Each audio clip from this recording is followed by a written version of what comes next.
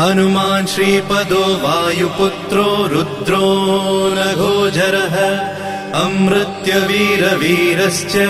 ग्रामवासो जनाश्रयः धनदो निर्गुणः शूरो वीरो निधिपतिर्मुनिः पिङ्गाक्षो वरदो वाग्मी सीता शोकविनाशकः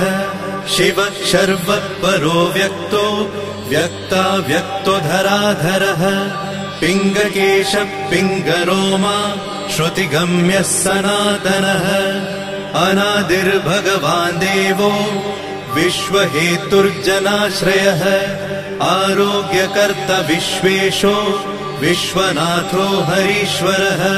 भर्गो रामो रामभक्तः कल्याणप्रकृतिस्थिरः विश्वम्भरो विश्वमूर्तिर्